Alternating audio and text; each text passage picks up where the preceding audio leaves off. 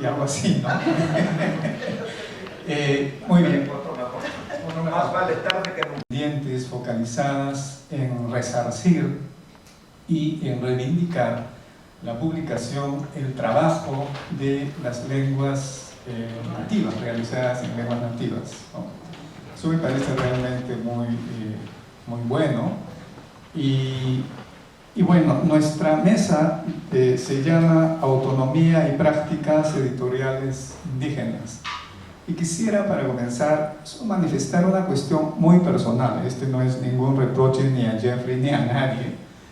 En realidad, yo no me siento muy cómodo con la palabra indígena, porque es un concepto, una abstracción y finalmente una retórica que estamos arrastrando ya casi 6 siglos, amigos. Y en gran parte, se lo debemos a los académicos que con mucha facilidad usamos este término. Es decir, primero es un error histórico, ¿no? O sea, lo que Colón creyó a la latitud que había llegado no existió nunca. Y el segundo caso es que porta una alta, una cuestión agraviante. Es como si yo dijera, bueno, vamos a estudiar hoy las particularidades de la vanguardia literatura gringa, ¿no? No suena bien, amigos, ¿no es cierto? No suena bien. Entonces, podríamos llamar literatura en lenguas nativas, literatura en lenguas originarias, o finalmente literatura quechua, aymara, maya, quiché, guaraní, mapudungún, ¿no? En realidad es una cuestión muy particular. Esto de la exclusión, la subvaloración, el desdén o la indiferencia hacia las literaturas en lenguas nativas en realidad no es un fenómeno reciente. Esto ha ocurrido por lo menos en el Perú y creo que ha ocurrido, es el mismo caso en Latinoamérica en general. Hay que remontarnos al siglo XVI, cuando Europa llega, ¿sí?, a lo que llamaron el Nuevo Mundo. Pues llegaron trayendo una nueva, o llevando una nueva cultura, llevando una nueva lengua, una nueva religión y también un nuevo código, la escritura, amigos, que desde un primer momento va a prevalecer sobre la oralidad. Cuando se publican los primeros diccionarios, los primeros tratados de gramática y los primeros documentos para evangelizar, hay una suerte de supremacía de la escritura sobre la oralidad. Lo que dice la escritura es cierto, es verosímil, es superior a lo que dice la oralidad. Entonces, a lo largo de estos casi 6 siglos ha permanecido así.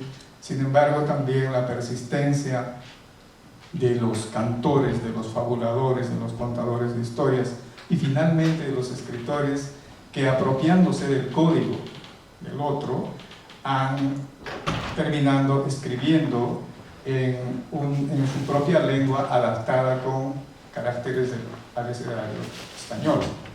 Y entonces, hasta hoy persisten esta suerte de pugna irreconciliable, pero gracias al impulso de gente maravillosa que ha desafiado, digamos, a estos cánones oficiales literarios y han optado por publicar de manera independiente, de manera ciertamente independiente, de publicar estas literaturas que nunca han digamos, dejado de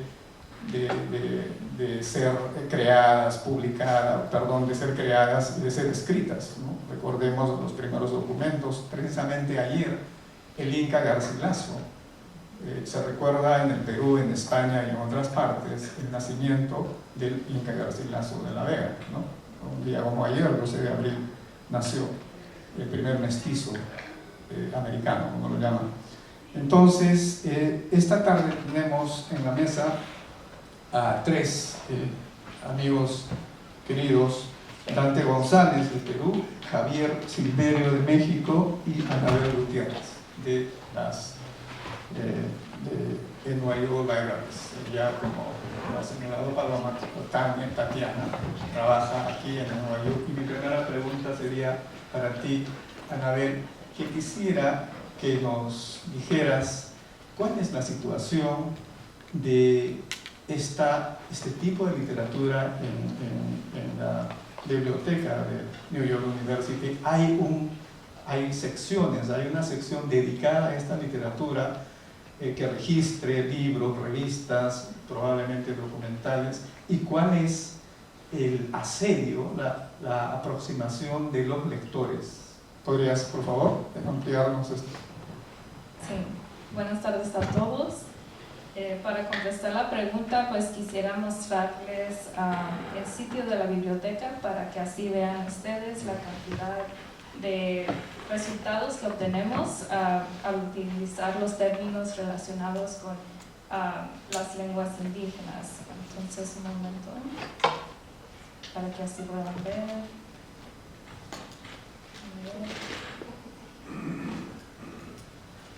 Si ven la pantalla. Okay.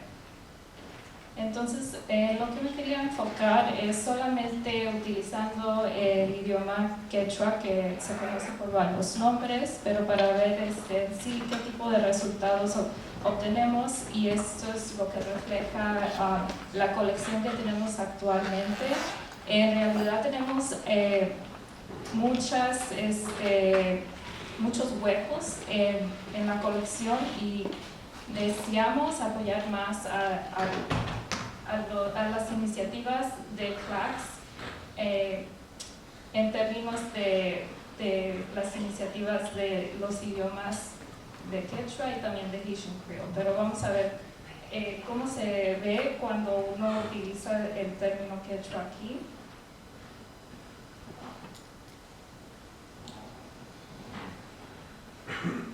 Y como vemos, solamente obtenemos 938 resultados. Y lo que quería demostrar de aquí es de que solamente hay muy pocos recursos que en sí dicen que están escritos totalmente en quechua. Cuando usamos los filtros aquí a la mano izquierda vemos que aparecen varios idiomas, pero vemos aquí que en quechua solamente aparecen 194. Y en realidad no son 194, porque vemos aquí que las descripciones que utilizamos dentro de los sistemas de la biblioteca utilizan el inglés y también el español para hacer la descripción. Entonces, tal vez sí, cuando uno vea los materiales, esté en los idiomas que dice que está escrito, pero lo que vemos es que hay una disassociation, perdón, se me olvida a veces las palabras en español, como las bibliotecas, principalmente las que están aquí en Estados Unidos, el idioma que utilizan como idioma principal pues es el inglés, y todos los sistemas que fueron creados presentan un obstáculo para adquirir materiales de otros idiomas. Entonces, lo que quería highlight de aquí de estos resultados es de que en realidad la colección impresa le falta mucho desarrollo. Quisiera también que vean cómo se ve cuando uno está utilizando esta búsqueda para ver artículos. También aquí en esta plataforma se pueden ver los libros electrónicos. Igual, utilizando quechua como ejemplo. Aunque aparentemente hay más recursos, igual, si uno está viendo aquí por idioma, vemos de que solamente hay muy poquitos resultados que dicen ser escritos en quechua. Entonces se presenta un obstáculo como bibliotecaria al tratar de adquirir estos materiales porque a veces, dependiendo en las editoriales, no tienen la descripción necesaria como para ser compatibles con los sistemas que estamos utilizando.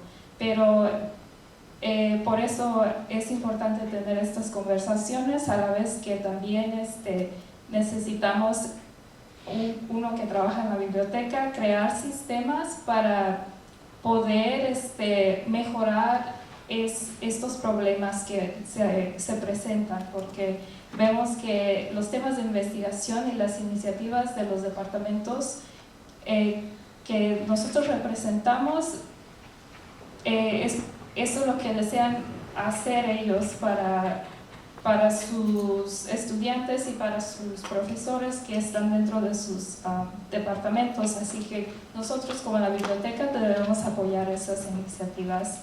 No hay una manera actual para ver en sí las cantidades de personas que hacen estas búsquedas para estos idiomas, pero tenemos formas de ver las estadísticas para el uso individual de los libros, pero en sí de los términos que utilizan las personas para hacer las búsquedas no tenemos manera ahorita, en este momento, para ver esa cantidad. Entonces, no está muy bien reflejado la necesidad de las personas de aquí de NYU y tampoco de los lectores dentro de la población de NYU. Ok, gracias.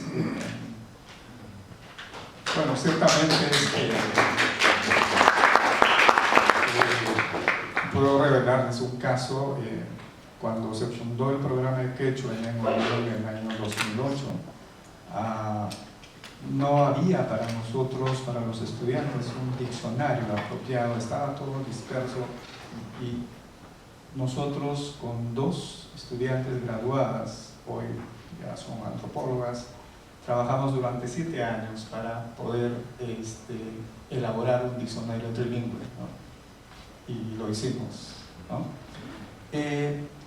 Javier, en el Perú hay una editorial que se llama Sarita Cartonera, que me parece que estaban de algún modo vinculados con editoriales de Colombia y de Argentina, recuerdo muy precisamente, porque en Argentina se llama Eloísa Cartonera, que publican literatura peruana en general, con la singularidad de que utilizan papel reciclable y cartón reciclable, de ahí su nombre, ¿no?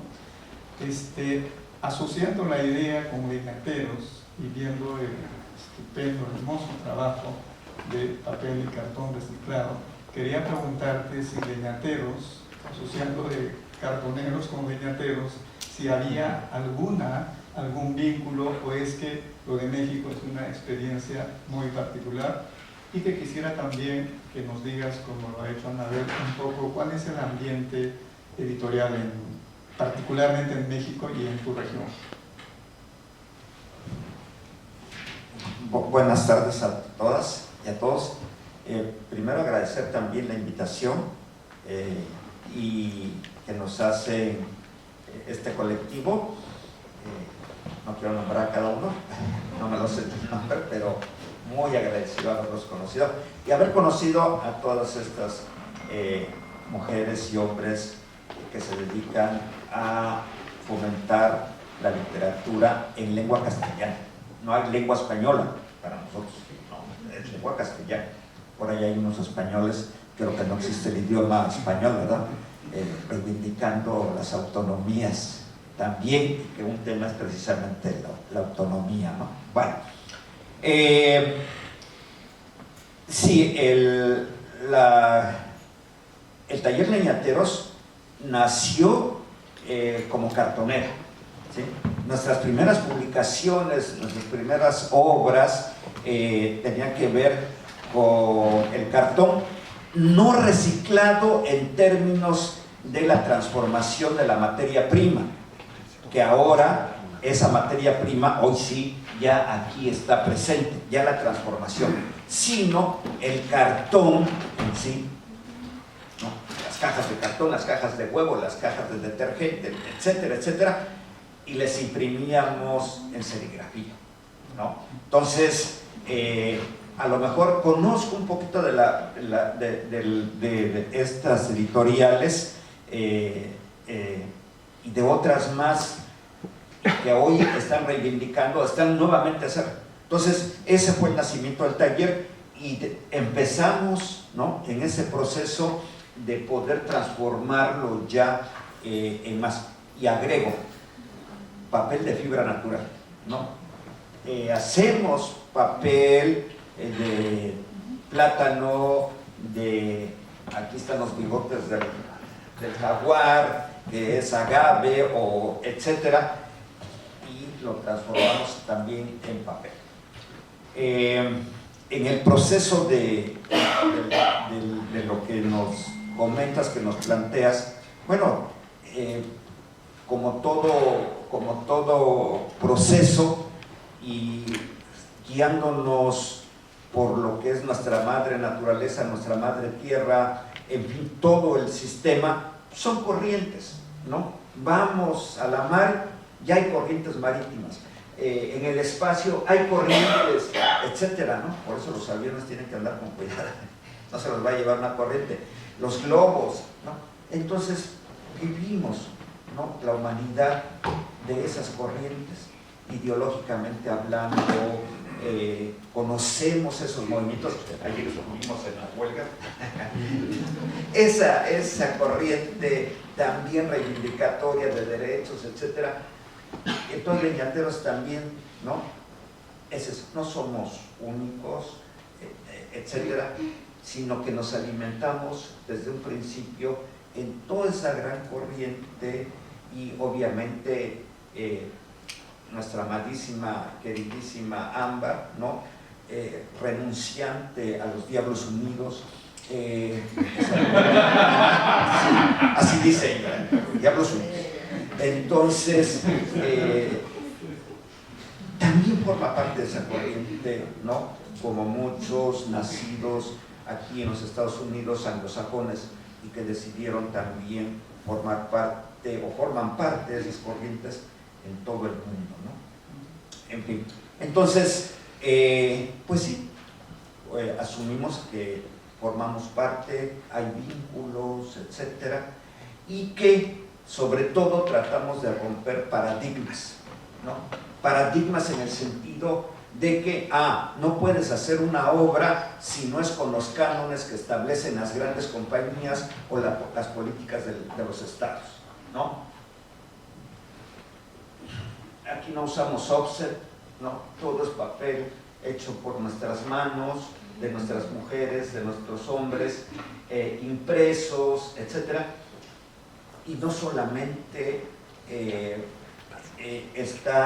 estas obras, hay muchísimas, miles más, que al ratito seguimos comentando, y no sé si con eso pude responder a tu pregunta. Muy bien, claro que sí. Por cierto, Sarita esta editorial le dedicó, hizo una reedición del libro de poemas Catatay, en quechua, de nuestro José María Negueras.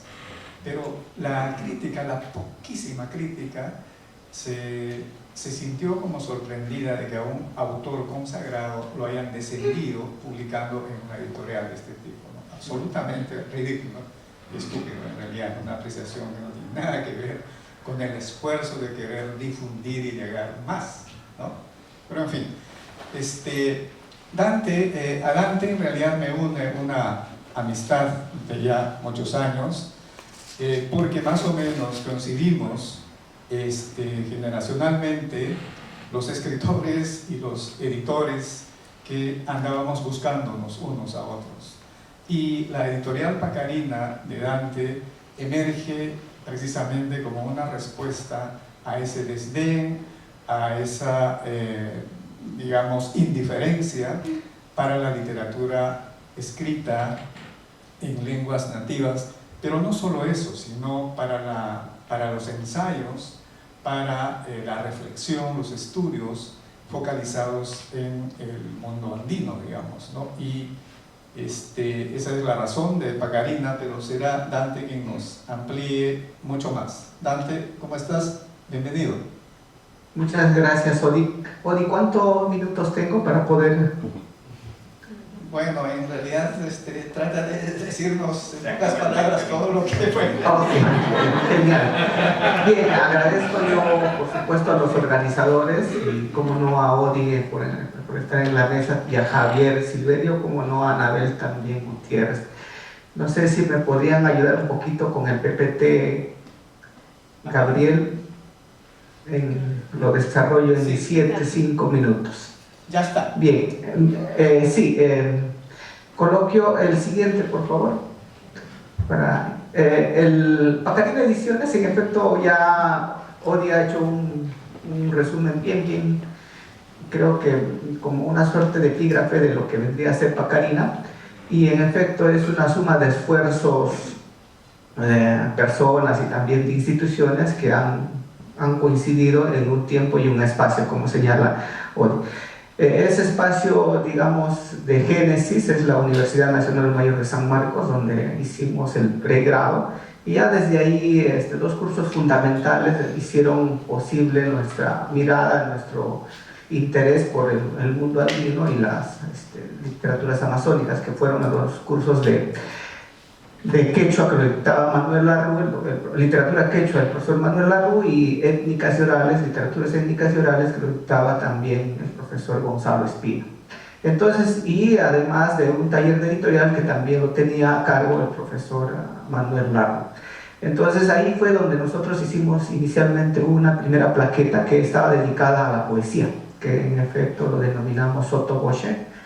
Y luego dimos un paso más y animamos una revista que llegó a 5 números, que se denominó Lima en Cultura y Literatura. Pero ¿cuáles fueron los ejes en efecto que llevaron a esta motivación? Digamos, la ausencia en bibliografía de ensayos sobre el mundo andino y sobre el mundo amazónico. Eso fue fundamental, una de las cosas que nos dimos cuenta. Y otro, la producción en lenguas originarias, y también la necesidad de generar espacios para autores de regiones, del interior del país, porque como se conoce, Perú y Latinoamérica es bastante centralista. Entonces, para una suerte de tender puentes hacia el interior y hacer visible otro tipo de manifestaciones literarias que se van dando ahí. Es así como creamos un proyecto que se llamó Andes Books en 2006, pero que formalidades, digamos, de cuestiones de SUNAT, en este caso por desconocimiento administrativo, de contabilidad, nos multaron para aquella vez, estamos hablando del 2007, más o menos 2008, nos multaron con un monto de 12.000 soles aproximadamente, para el tiempo era el equivalente a producir 3 o 4 libros. Entonces no pudimos salvar ese sello, pero eso hizo que nos reinventásemos, y nos reinventamos como Pacarina Ediciones. Entonces, en 2009. Siguiente, por favor. Y ahí vimos como beta, en efecto, la necesidad de publicar en lenguas originarias, y cuando digo lenguas originarias estoy pensando esencialmente en quechua, en literatura quechua, que había muy poco, y también ensayos, como dijo Odi, como lo he señalado, y también la producción de autores de región, ya sean jóvenes o consagrados también. Entonces hicimos publicaciones de tal manera que no llegamos a visualizar todavía las bibliotecas que estamos viendo ahí, que luego fueron reagrupándose y tomando una cierta organización para poder clasificarlos. Es así como la biblioteca Quilcacuna es la que se dedicó al ensayo, la biblioteca Tlatalpacha, que es una combinación de hombre-mundo entre una lengua centroamericana y la lengua quechua también. Luego voy a explicarlo, que tiene que ver con publicaciones en lenguas originarias a nivel de Aviala, le llamo yo, a nivel del mundo hispano. Entonces, lo que vendría a ser la América hispana. Luego la biblioteca Huillay, que es netamente en quechua sin traducción. La biblioteca de poesía, que es de cómo organizamos a poetas de regiones. La biblioteca quechua, esa está constituida en narrativa quechua y también en poesía. La biblioteca La Cita, la biblioteca Illa. Siguiente, por favor. En total tenemos 11, pero estas son las más importantes. Una de las primeras que organizaba justamente, y el libro de Kunapa Caparini es una de las primeras que publicamos, que es la Biblioteca de Poesía Quechua. Como se puede ver acá, llegamos a organizar, la mayoría de estas publicaciones son bilingües, a excepción de Illari, que es netamente quechua. Entonces nos vimos en la necesidad de generar un corpus en lengua quechua, en poesía, digamos, y esta fue nuestra, cómo reagrupamos esta biblioteca. Siguiente, por favor. Biblioteca Huillay sí es un emprendimiento, digamos, de narrativa propiamente quechua, sin traducción. Y acá esta es uno de los, Acopampa, que fue uno de los primeros que publicamos, que luego se constituyó como uno de los ganadores del Premio Nacional de Literatura en Lenguas Originarias en 2018. La siguiente, por favor. Y la biblioteca Tlatalpacha, digamos, es este es un propósito más de Aviala, digamos, del mundo latinoamericano, hispanoamericano, o de América, hispanoamericana, perdón. Y acá hemos tenido dos satisfacciones, porque el libro de Paraguay, Chaupimpi, también ganó el Premio Nacional de Literatura en Lenguas Originarias, y también Sanchu, que es en Amazonía, en lengua Wampis de la región amazónica, también el año pasado ganó el Premio Nacional de Literatura en Lenguas Originarias. Es decir, como Pacarina, creo que somos la única editorial independiente que hemos logrado tres premios nacionales de literatura en comparación con las demás editoriales. Y esta biblioteca justamente nos ha dado la oportunidad de publicar en quechua, en aymara, en mapuzungún y en quechua boliviano también, en quichua también, y entonces vamos viendo un poco, rompiendo los límites territoriales y también los límites espaciales para ver un poco, ir ampliando nuestro panorama. Siguiente, por favor. La biblioteca Coache, que tiene que ver con la recuperación de textos que han dejado de circular, como es el caso, por ejemplo, de Azucenas Quechua, que es un documento de 1905 de Adolfo Bienrich, que también es bilingüe, o también como el del caso de Benjamín Saldaña, que es un periodista que le dio un duro a Arana en la época del periodo del Caucho y fue perseguido, apareció muerto en Cerro de Pasco, no se sabe cómo. Y el otro caso también, por ejemplo, de Huámbar Poetastro, que es una de las novelas que la equiparan a todas las sangres de Arguedas por su dimensión jocosa, que bueno, es polémico el caso, pero igual está ahí, es una edición también bilingüe. Los casos de Churata también ya se ha revalorado muchísimo. La siguiente, por favor. La biblioteca Quilcacuna es seguramente también una de las más significativas que tenemos, porque en esta colección ya tenemos aproximadamente 23 títulos, y que son las que se han enfocado en justamente convertir las tesis existentes, muchas de ellas en San Marcos o en otras latitudes, como también en Norteamérica o en España, y se han convertido en libros. Lo que hemos hecho es echar mano de esas tesis y convertirlas, presentarlas en formato libro. Todas estas en su mayoría son tesis. La siguiente, por favor. Y la biblioteca de poesía es otra de las que hemos venido organizando con autores regionales. Acá, por ejemplo, tenemos a 2 premios COPE, que como es el caso de Ana Varela de Iquitos, y de Carlos Reyes, también de Iquitos, que son dos de la Amazonía. Y también acá, por intermedio de ODI, llegamos a publicar Cosco Raime, el libro de las instrucciones del ya fallecido poeta y laureado también Pablo Guevara, registrada en lengua originaria. Nosotros aparecimos en 2009 y comenzó a aparecer publicaciones en lenguas originarias. No estoy diciendo que sean nuestras publicaciones solamente, como que hubo una suerte de perderle miedo a formalizar la publicación en lengua originaria y fuimos como una suerte de abanderados en ese sentido para que muchas otras editoriales puedan formalizar un poco sus publicaciones, porque antes las publicaciones eran básicamente artesanales y estaban por ahí sin ningún código ISBN y mucho menos el depósito legal.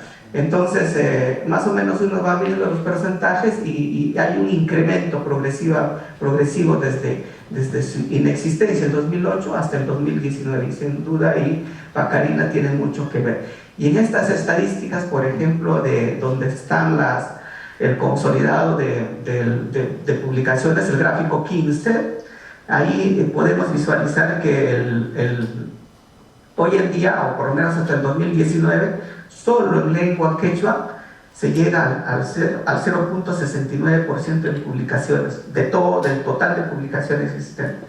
El otro el 0.18 lo hacen lenguas amazónicas y otras lenguas que tampoco son clasificables, como se ha visto, como Anabel lo ha evidenciado en su presentación, porque no hay lenguas para clasificar. Es decir, muchas de estos 48 lenguas, bueno, las andinas ya están, aymara y quechua, pero las amazónicas, de las 45, habrá 5 en lenguas catalogables, digamos, ya dentro de la biblioteca. El siguiente, por favor. Yo creo que ahí quedo, y si es que hay preguntas las podemos ver. Muchas gracias hoy.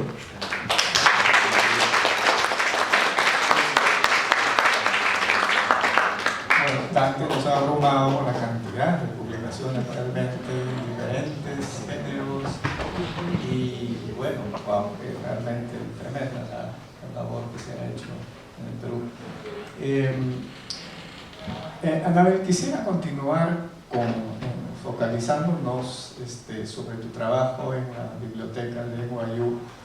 Mi pregunta inicial era también, ¿cuál es la respuesta de los estudiantes o de la gente que lo consulta?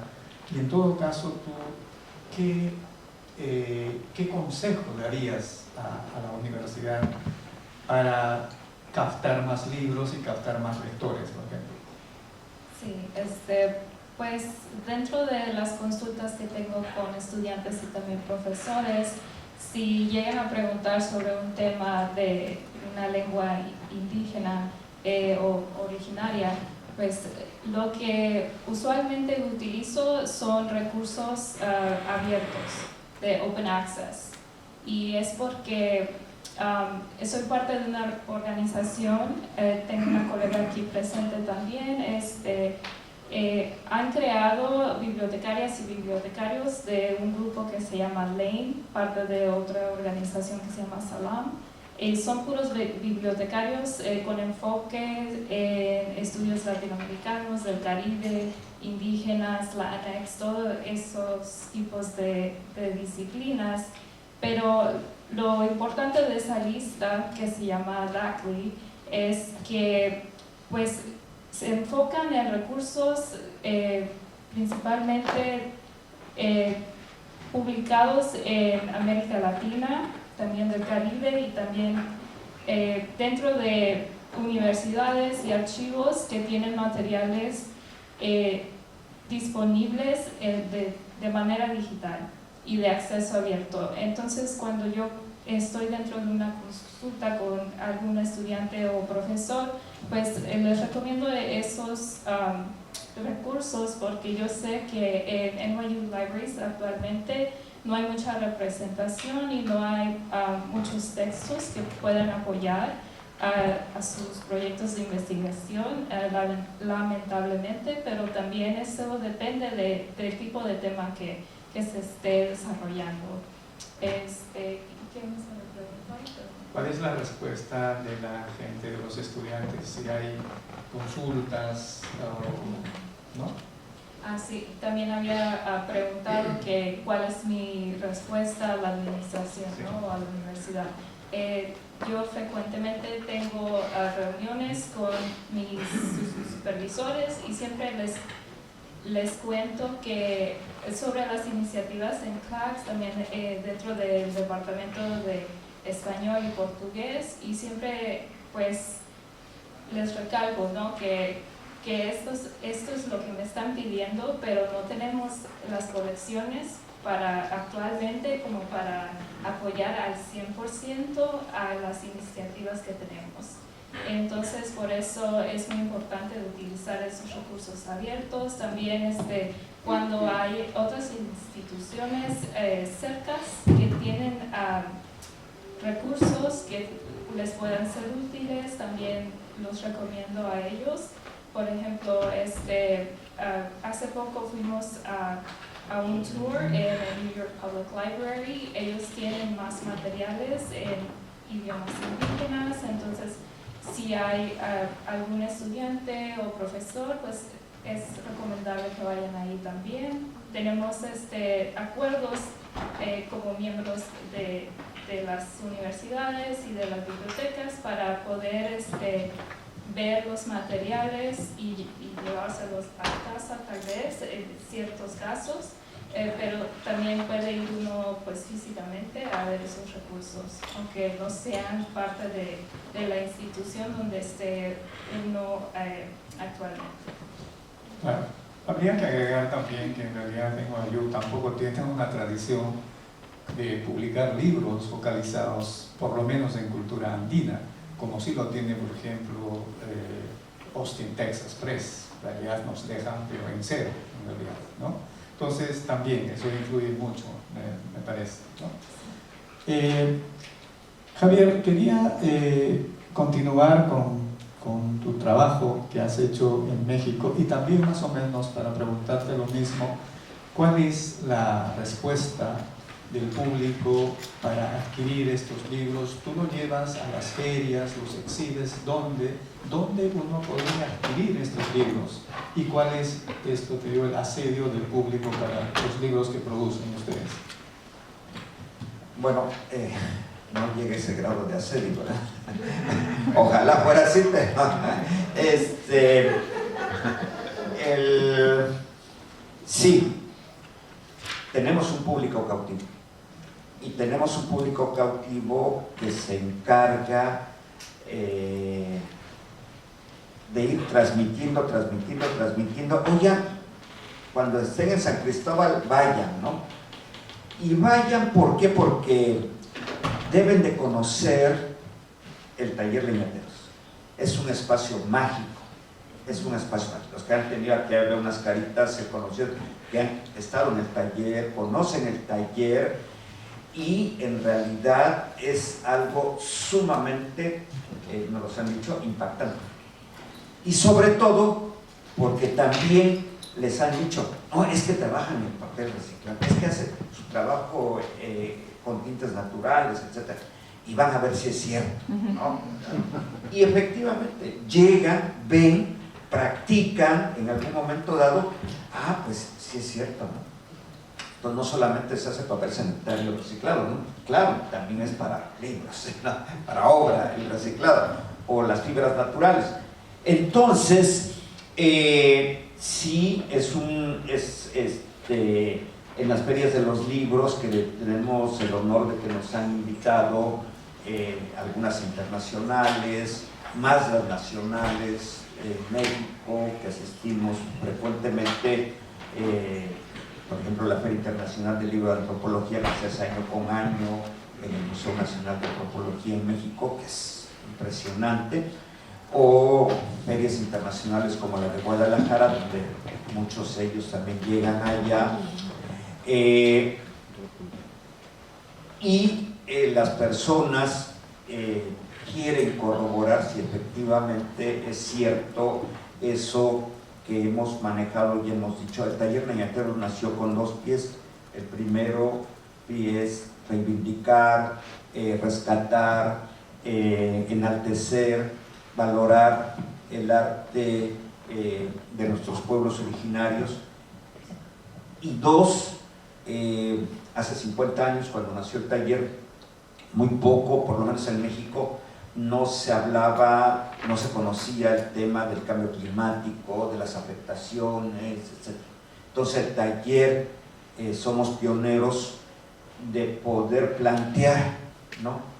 El que para hacer obra, y ese es de los retos que yo quisiera discutir aquí con mis compañeras y mis compañeros editores, ¿no? Para hacer obra artística, obra literaria, gráfica, en cualquiera de sus ramas, no es necesario seguir fomentando lo que hacen en Italia, un papel muy famoso, el Fabriano, ¿no? Para la obra, y es extremadamente contaminante lo que hace, por poner un ejemplo, ¿no? Porque es famoso el papel Fabriano a nivel mundial, y les decimos, sí se puede, ¿no? Sí se puede.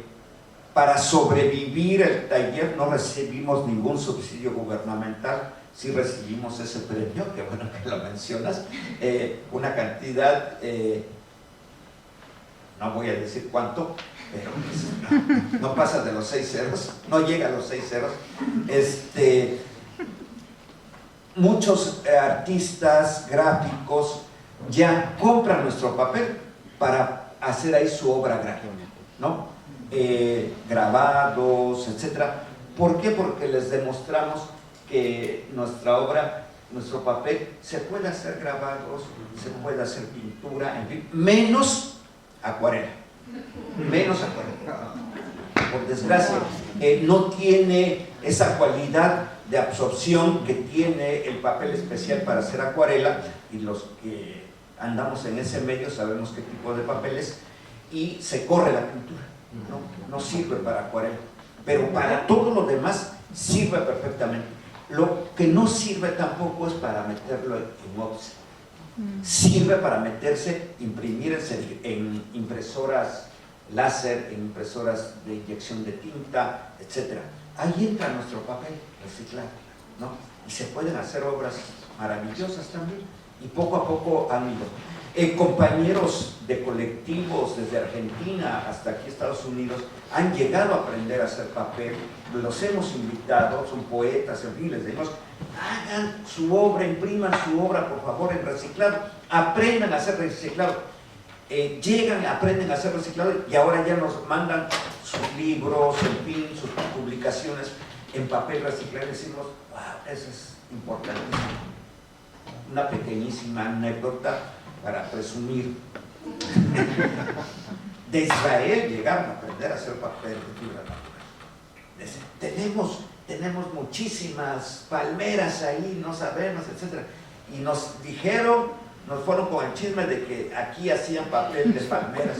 Pues vieron, aprendieron cómo, no sabemos ahorita si están haciendo, pero por lo menos quedaron muy satisfechos. Ese es el público cautivo del taller Leñateros, y indudablemente también algunas universidades como la que acabas de mencionar, o proyectos colectivos como el de Austin, ¿no? En donde también con nuestra autorización han publicado nuestros libros en offset, ¿no? No nos gusta mucho, pero bueno,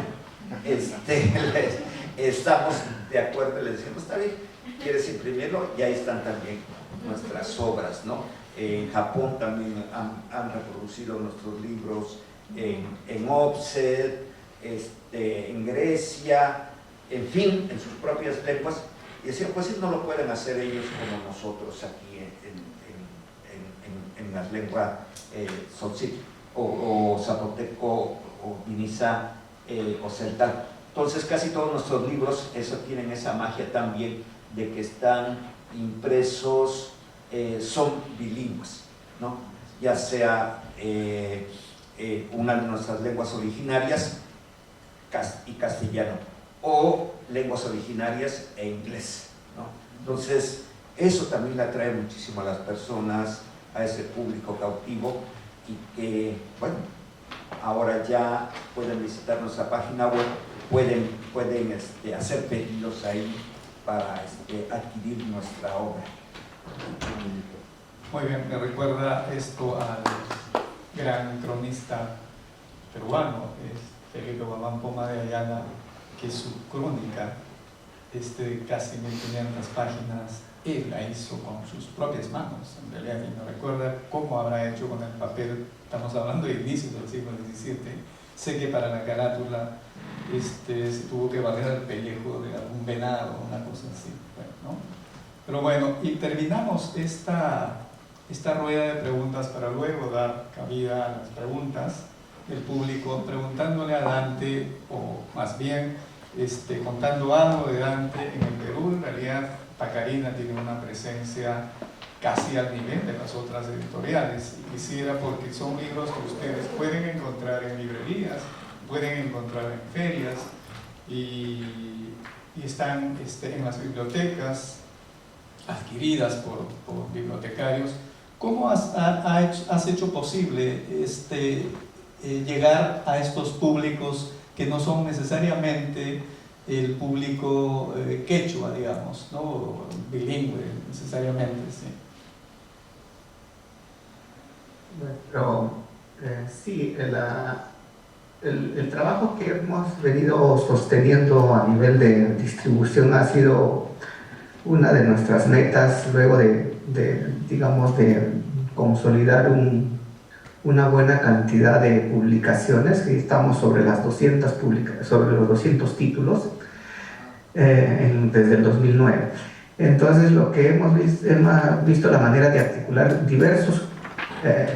diversas ferias, valernos por supuesto de las librerías, que ya son una suerte de escaparate para poder mostrar nuestras publicaciones, pero los coloquios, por ejemplo, han servido muchísimo en ese rol, la participación en distintos coloquios que tengan que ver con las temáticas de lenguas originarias que se desarrollan en el ámbito académico. Llámese acá, por ejemplo, las que desarrolla el Centro de Estudios Literarios de Antonio Cornejo Polar, o las que desarrolla la Católica, la Universidad Católica del Perú, o la misma Universidad Mayor de San Marcos, Facultad de Letras.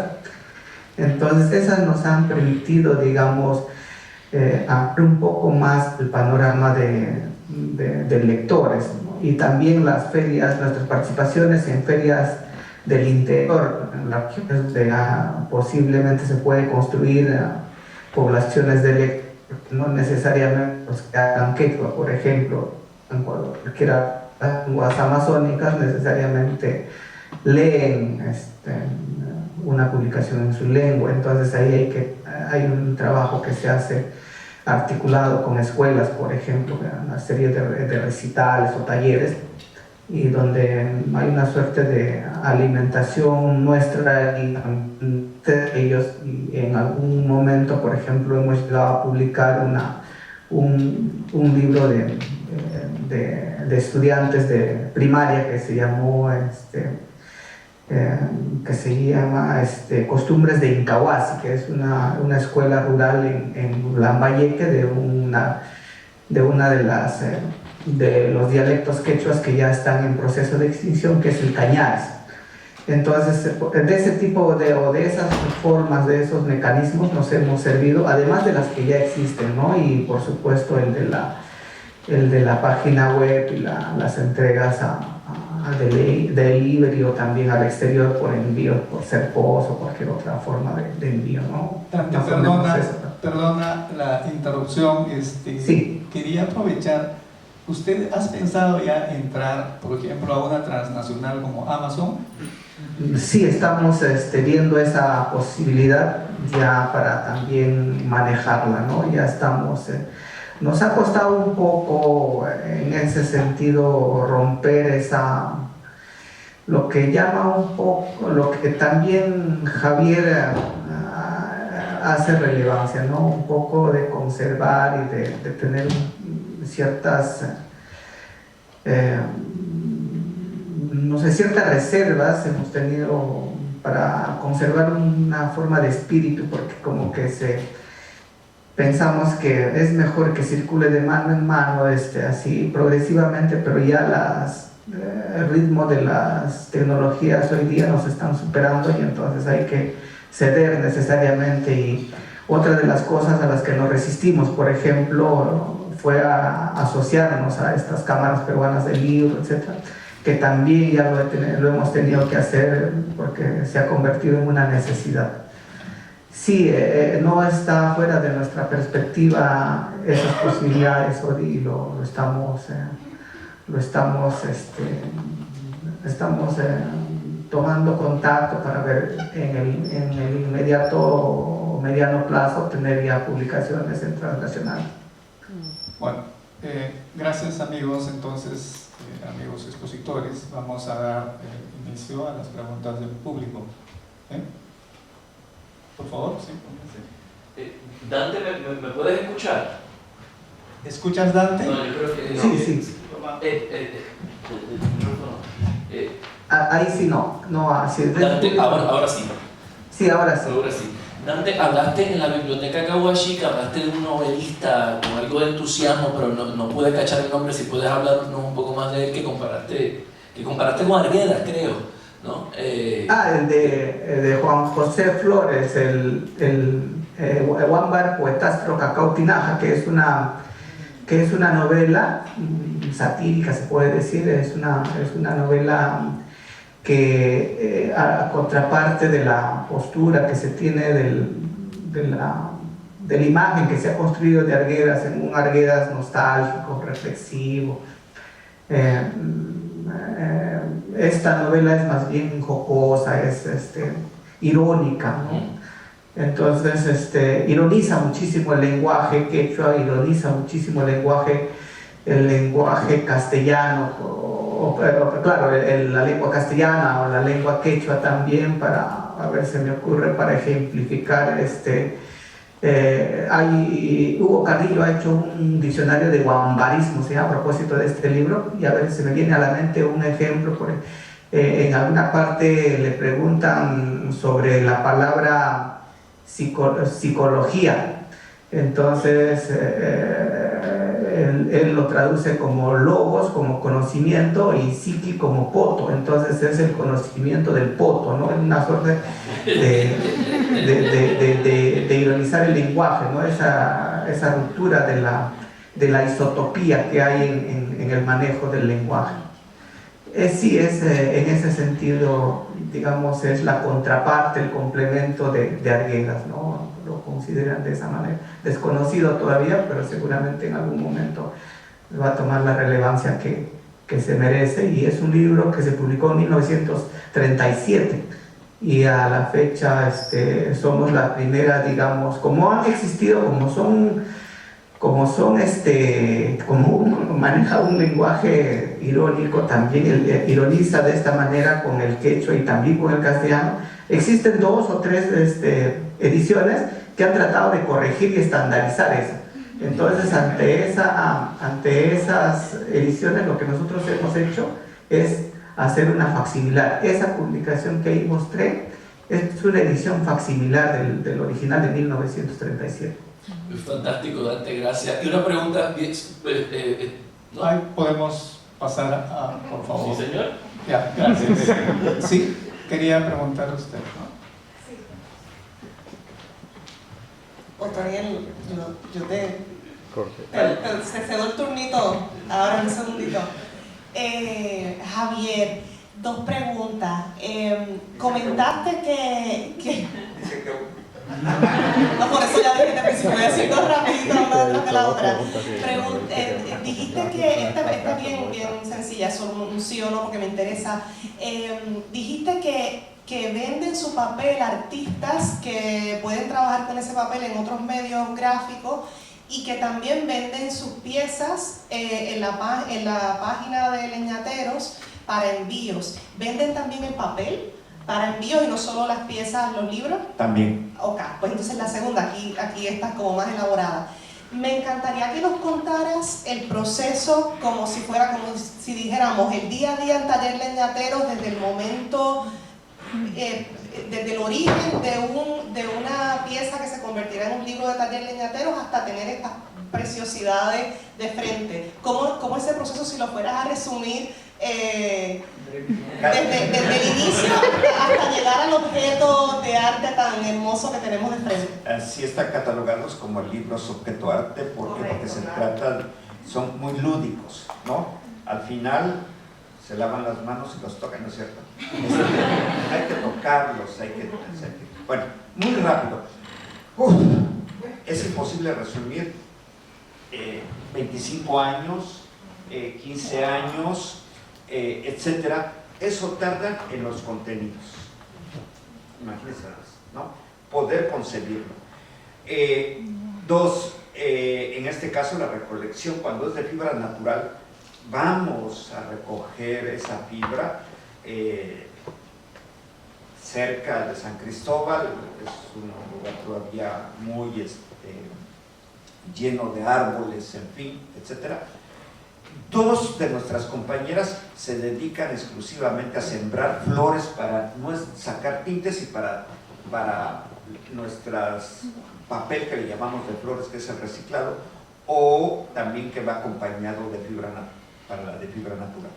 Entonces, posteriormente, rápidamente, el papel reciclado llega, se remoja, se hacen bolitas, ahora ya llegan mucho papel que ya viene triturado, de empresas que así lo sacan ya, nos ahorra muchísimo trabajo. Se remoja en 2-3 horas, un día, nosotros tenemos muchísimo, se licúa y listo, ya está la masa. Hay bastidores, les voy a mandar un pequeño videito después para que lo vean. Se sacan las placas de papel, se ponen a secar. Si no fuera por nuestro Padre Sol no seríamos nada, y que ya eso hace que se seque. Ya que está seco, se selecciona, en fin, porque pues el gramaje es difícil poderlo calcular en ese momento. Ya tantos años de experiencia nos dice, pero aún así en ocasiones llega a variar el gramaje del papel. Y ya una vez que está hecho, se selecciona. Ya los interiores también ya se elaboraron desde el papel para pasar a la impresión. Todo es en serigrafía, hoja por hoja en serigrafía. Es un trabajo pero muy fuerte, porque va desde que tienes que quemar la malla, ¿no? Hacer los positivos, quemar la malla, etcétera. Lo hacemos con luz artificial o con la luz solar o la luz lunar. Afortunadamente se puede hacer eso, ¿no? Entonces también eso es muy mágico, lo conseguimos aquí en el taller. Y viene la impresión y la encuadernación. Tenemos distintos tipos de encuadernaciones, ahorita no traigo otro, pero por ejemplo, todos estos son engomados, ¿no? Se engoman, ¿no? Y también hacemos costura, ¿no? Muchas de nuestras obras también están costuradas, o pegadas. Esta revista que sacamos 8 números, pues es similar a de lo que era la conquista. Acabó con la mayoría de nuestros códices, impresos por 2 lados, todo en serigrafía, hoja por hoja. Y discúlpame que es lo más resumido que te puede decir y en realidad es brutal el trabajo. Una señora llegó a una ocasión: yo quiero invertir en el taller porque es maravilloso su trabajo. Nos rascamos la cabeza y dijimos, bueno, vamos a ver si es cierto, ¿no? ¿Y qué? Pues mire, yo tengo, ¿qué? En esa época, decir 5 millones de pesos, brutal, ¿no? Sí, ¿cómo? Estábamos sentados ambas, otra de mis compañeras y yo, decía, 5 millones, nomás nos volteamos a ver y dijimos, qué barbaridad, ¿no? Ya lo hicimos. Pero hay que cambiar esto y esto y esto. Ay, muchas gracias. Entonces, esa es la tentación. Las distribuidoras también. Hemos tenido distribuidoras del Estado y ya fue amor de primavera, ¿no? Por favor, no es posible las condiciones que te ponen, ¿no? Imagínense que les teníamos que dejar al 30% nuestra obra. No, pues, ¿cuándo? No sobrevivimos. No es posible que las prácticas editoriales que existan sigamos o se siga con esos parámetros que de una u otra manera se imponen, ¿no? Entonces hay que romper con esos, ¿no? Tenemos que inventarnos, reinventarnos para llegar al público. No vamos nunca jamás a poder competir con esas grandes empresas editoriales, ¿no? Porque es otro nuestro público quizás. Hay que ambicionarnos y que tenemos que conformar nuestra transnacional. Nosotros, ¿no? Y que sería pero muy importante poder hacerlo a futuro, ¿no?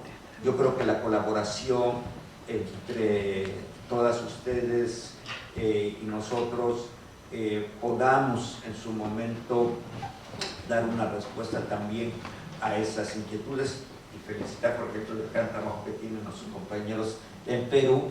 Es increíble, ¿no? 200 títulos ya, wow, ¿no? Nosotros apenas llevamos 35 o 40, ¿no? Pero bueno, ahí se trata pues de poder tener otros horizontes y que nos llamen a poder, ¿cómo se llama? También vernos en nuestro espejo y sentirnos muy satisfechos de que podemos hacer cosas diferentes. Muy bien, amigos, hay una nueva sesión en unos minutos y tenemos que terminar aquí. Muchísimas gracias por su presencia.